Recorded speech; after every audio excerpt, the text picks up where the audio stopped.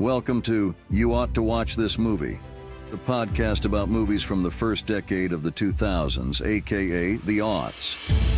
Follow along and explore a movie from the aughts, getting unbridled opinions from two millennials. Sit back, relax, and enjoy one of the best decades in movies. Do you want to bring us in, Gemma? Well, she's being quiet now. Well, welcome back to You Ought to Watch This Movie.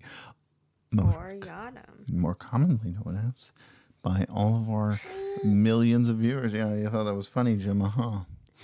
Well, we are here with our series regular, Gemma. She's going to be part of the show until she decides that she doesn't want to be in it no more.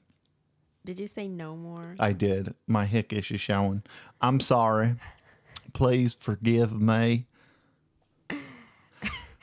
Well, this is a special episode of Yadam because we aren't doing a movie from the aughts. We are, however, doing a movie that involves a group that became somewhat noticed in the late aughts. Did they? I believe so. I'm looking at it. You know, look it up. But I'm sure you're right. Oh, you want to play with that? No? Oh, you just want it out of your way, huh? Okay, that's fine. She's like, it's blocking my view of Mom. All right, well. Yes, you are correct. All they right. formed in 05. Okay, so I will preface this by saying I would not have watched this movie had it not been for the one funny scene that Colin showed me and was like, oh, you have to watch this. And, but yes. So, do you want to announce what the title of said movie is? A very Jonas Christmas movie. And, oh me, oh my, was it a whirlwind. There's actually, I guess our structure is going to change a little because there was no trailer that we reviewed. Yeah, there was no trailer, and I will just tell you a summary off the top of my head. Okay. Or I can just read the one from IMDb. But I'm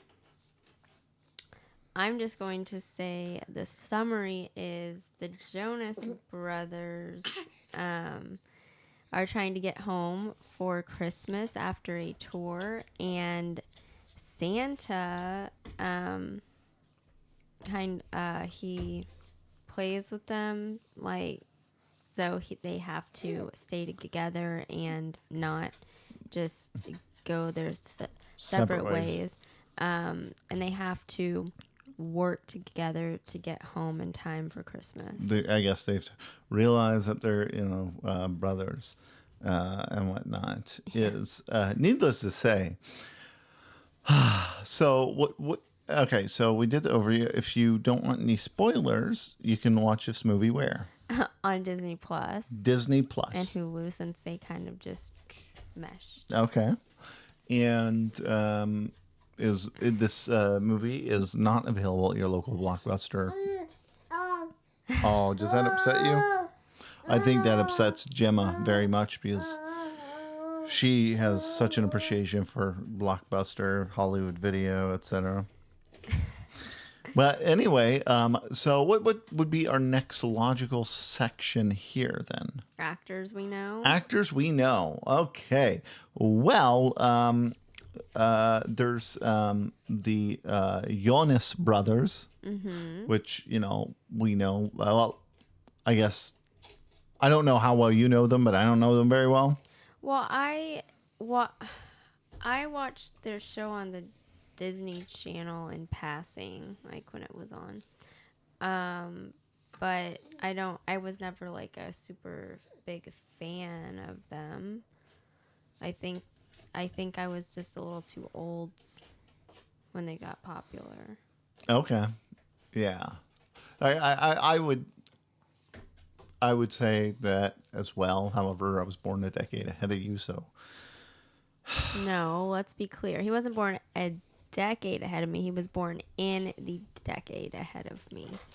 That's tomato. No, it's like a year versus 9 years. Yeah, okay, all right, whatever. Anyway, so other actors we know are Will Ferrell. Oh, yes. I think we have to start off with Will Ferrell. Yes. He plays a go-hard Jonas Brothers fanboy. Are you going to call him that the whole time? I don't know. Jonas. Jonas is easier. No, it isn't. Yeah, it is. I don't have to I just say Jonas. Well, Ja is easier for Fine, me. Jonas Brothers. It doesn't matter. It's just you sound silly. Me? Silly? Never. So, the Jonas Brothers fanboy, portrayed by Will Ferrell as Will Ferrell, is absolutely hilarious. Yes. And who else? What was the... Randall Park was like their Oh, Asian Jim? Yeah, Yes. from The Office. well, like a cameo on The Office. He's really known for Fresh Off the Boat, I think.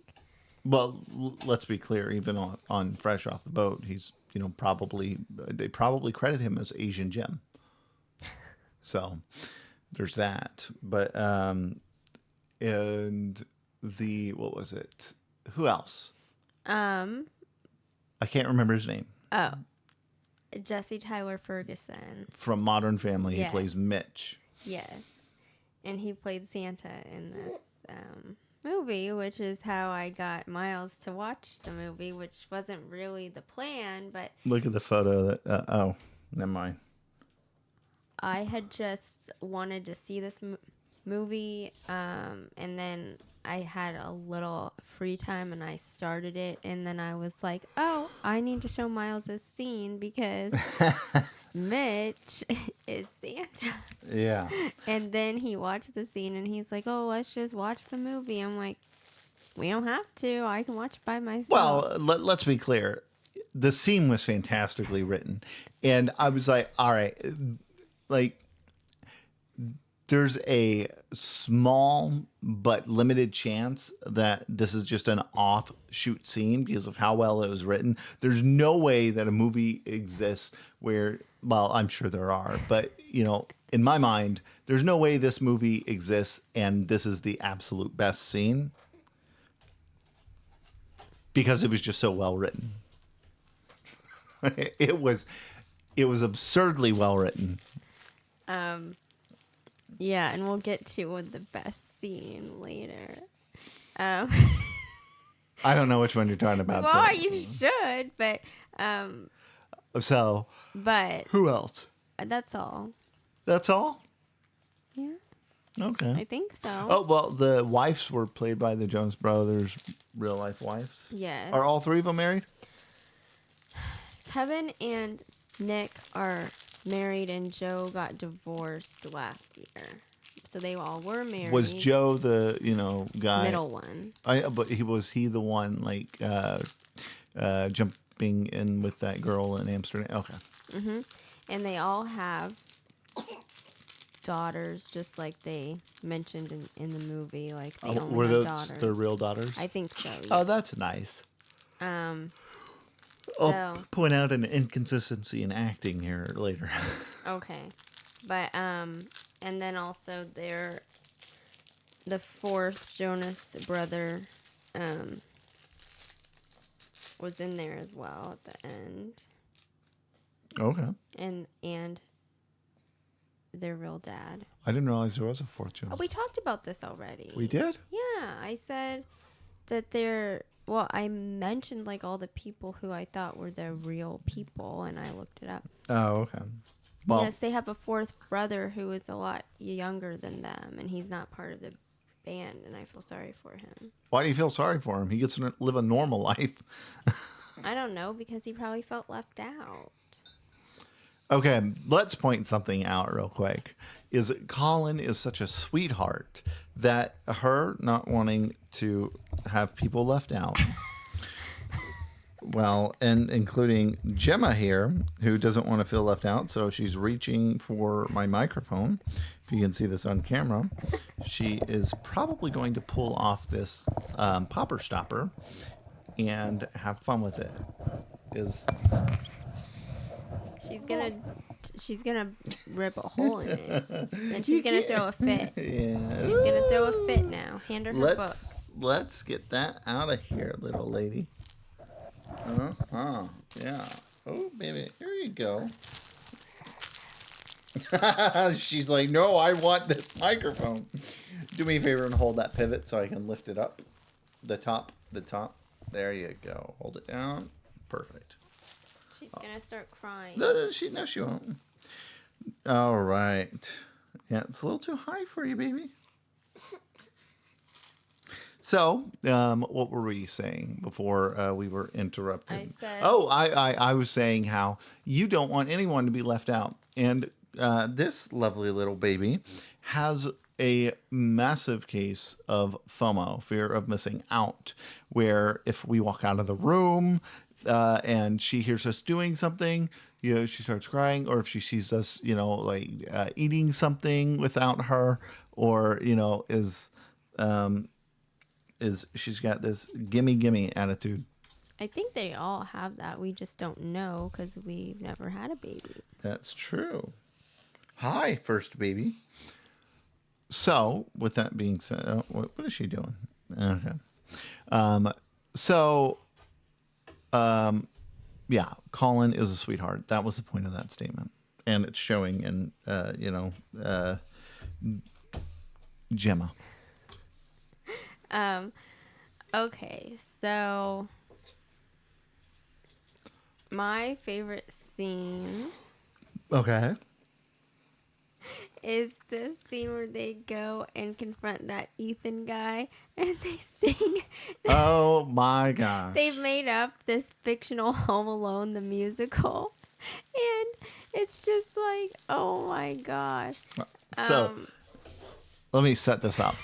So, the plot of the movie, is she briefly described, is they can't get home unless they work together. Well, they are in Europe, and so they end up in Amsterdam because this individual, Ethan, who previously worked with Nick on this fake musical called Home Alone, Christmas. Home Alone, the musical. The musical, okay? And so Nick is like, oh, no. He doesn't want to see me. He's not going to give us a flight home, because that ended so poorly. And they start pulling at his heartstrings. Oh, can you imagine a daughter's Christmas without their father? Do you think she'll ever recover? So he begrudgingly agrees to go. And then when they show up, this guy, Ethan, is at the front. I know, it's pretty funny. He notices the Jonas Brothers, and he's playing for an intimate, I guess, small upper class type group. Yes, and I was gonna say in this Home Alone musical, so this Ethan guy was Kevin, and Nick was his father. And they are Nick is 10 years older than this other guy in real life, so I was interested to see the age. Oh, okay, yeah, that's I didn't think of that, but you're right. That is weird. So anyway, it's so stupid. He's like, oh, the Jonas Brothers are here. And because of this grudge that Ethan holds against Nick, he says, oh, do you guys want to hear, a song from our musical? And, the crowd chants, oh, come on up. And, his brother's like, go up there, do it, because they're like, well, what can go wrong? Well, if you have seen Scott's Tots on The Office, that is the epitome of a parallel as to how wrong things could have gone. I guess, but this is way funnier than Scott's Tots. Oh, yeah. No, yeah. Scott's Tots is just cringe. This was funny with cringe. Yeah. Or cringe with a little bit of funny. I think that's better stated. So, they go up and they sing this song, and the song involves like Kevin McAllister's singing about how he's left home alone, and his father, I should have been a better father or something. But the lyrics are stupid. I mean, ridiculously stupid, to the point where that scene that I mentioned that Colin showed me, which sold me on watching it, I was like, okay, these writers are genius. It was the most absolutely ridiculous, like Home Alone means no one's home, like just No people. with no people, and it's just like. And then there's commentary made by one of the other Jonas Brothers, It's like, I can't believe this only lasted 3 weeks. And the other one's like, I can't. yeah, I mean, geez, it was that bad.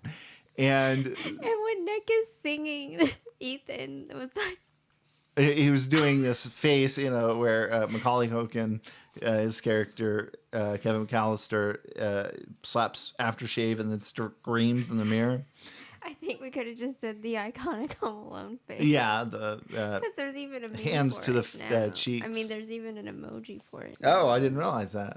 I'll have to look at that. So then, because of because of this rivalry between Ethan and Nick, it culminates in, oh my goodness, they do have a Home Alone emoji. That is ridiculous. So because of this rivalry, they begin down this chorus where it becomes a dueling chorus of who can hit a higher note and sustain it, and which the real sweet spot to the writing was the pianist. Okay, because you got to think, the pianist was hired by Ethan, or works with Ethan, right? Mm-hmm. And at Nick's direction, Nick Jonas' direction, continues down this path of dueling chorus when Ethan is clearly struggling. And he's like, at one point, Ethan turns around and, what are you doing? What are you doing? And the pianist makes just this subtle gesture like, what do you want me to do? Like, it's as if the pianist is rooting for Ethan to fail. Yeah. And so it culminates. Annoying. Yeah, and it culminates in Ethan just hitting this god-awful high note and his voice cracking, and then, which the audience, laughing at it, and him blowing up, and, and then the pianist gets up and walks next to Nick and says, "You're something like, you're my hero. You're my hero." So it was a calamity from the start, and that was a fantastically written scene. But the actual scene that got me to watch it was where they introduced, what's his name? Jesse Tyler Ferguson, who plays Mitch from Modern Family as Santa. So Joe goes to the bar, and he's like, "Oh, I just wish our brothers could be how they were." And this Santa, played by Jesse Tyler Ferguson. I can never remember his name. Maybe call him JTF. JTF. All right. That works for me. All right. Is Santa, played by JTF, Mitch from Modern Family. He makes some passive comment about him being Santa, but anyway, he then casts this spell as after Joe leaves, and this spell is just as ridiculously written as the song, and it culminates in this the stream of potion or whatever. No one else can see it, but the audience can see it, traveling over to the Jonas Brothers tour plane and blowing it up. Kind of like Manifest. And it's like, I'm sorry, what? Manifest 828. So you're just, so that's what starts them in having to, find their own way home. And then the calamity that ensues, as they are trying to find a new plane home, they get told, "Oh, go to Paris," but they incidentally board a train to Amsterdam, thanks no other else than Santa's spell, because it changes the train's destination from Paris to Amsterdam. And where was I going with that? Oh, as they're entering the train station, they say, because they're in a rush and they only have 30 minutes to get to the train station, so this crazy Uber lady takes them. Again, great writing. You just have to watch it. It's so funny. And then they're like, "Oh, is there time for a song?" It's like breaking the fourth wall, but not. And I didn't understand. I'm like, what are they talking about? Oh, yeah, because it's a musical. And then they break out into music. It was so meta. But actually, the Home Alone scene was meta. Like when he's like... But needless to say is there are so many... I don't... the only like bad things I have to say aren't really bad because, I think they represent the fact that they use their own family members for acting. Yeah.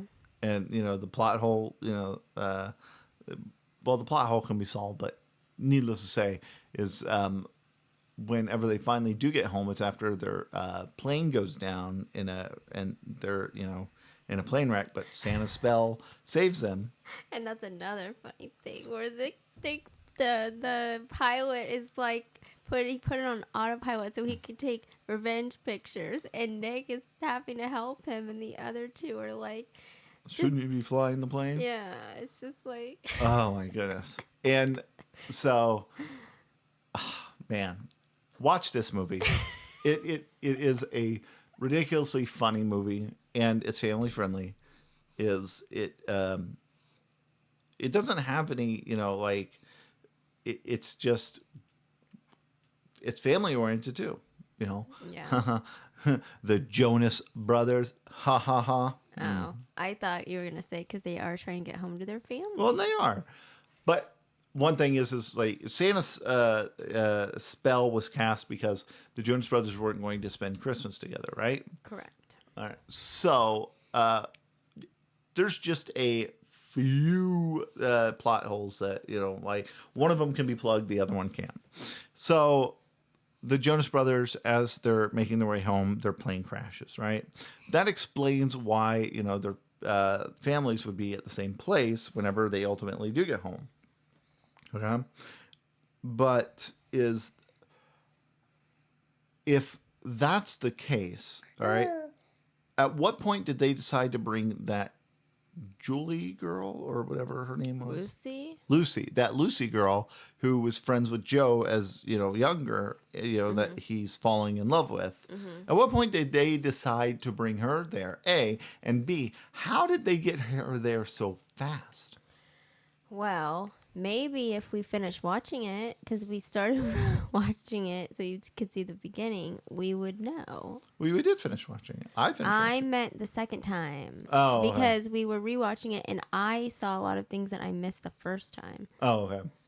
Maybe, yeah. Because we miss a lot of things because we're always holding her. Oh, it's so okay. Depending on if she's being, cooperative. Yeah, or upset as to how much we get to pay attention. Yeah, that's true. But those are good questions anyway. But and then whenever they're at the house, and everyone's there, is the Jonas Brothers are, allegedly supposed to have, gone down in a plane crash. But, family's all, no, like, oh, hi, like, you wouldn't be like, oh my God, we thought you were dead. Like, I don't know. I feel like if I thought you were dead, I'd have a more visceral reaction to seeing you. Yeah. But that's just me. Well, maybe Santa fixed all of that. Like he erased their memories? No, because they mention it in that scene. Oh, okay. Like, I don't know. because she says it so passively. We were so worried about you when we heard about the plane crash. Oh. Like, really? Oh. That's all you have to say? Your plane went down. You didn't know if I survived. And, oh, I was just so worried about you. Were you, though? Yeah, Gemma's not buying it either. Oh, do we need to blow your nose? You silly little girl. Well, so by the fact that we're watching it for a second time, watch this movie. Yes, and because neither of us were like Jonas Brothers super fans, watch this movie. If you know them at all, like from The Voice or anything, Yeah. watch the movie. I will give this a 4.5. Me too. I was going to give it 4.5. Yeah, 4.5 stars. This movie knocked it out of the park. Regardless of if you like the Jonas Brothers or not, it's a fun movie. Yeah, but you probably should know who they are to have some context. Nah, you don't need to know who they are. Well, I guess That's all all you need to know is that's all that explained they're at the beginning. brothers in a band.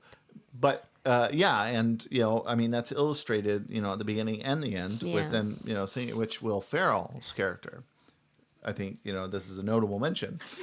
He is a fanboy of the Jonas Are you Brothers. crying or laughing? I don't know. And at the beginning of the movie, I can't remember right now. He's getting ready for the concert with his family. And it's very clear that he places the Jonas Brothers above his family. Yes. And then at the end, he makes a comment, bless you, baby, to the extent, and I'm paraphrasing here, that if his children were on a boat going down and his children were in the water and the Jonas Brothers were in the water, that he would effectively save the Jonas Brothers. So, yeah, that is funny, baby. Yeah. All right. Well, with that, I think, do you have any final comments? I was going to see,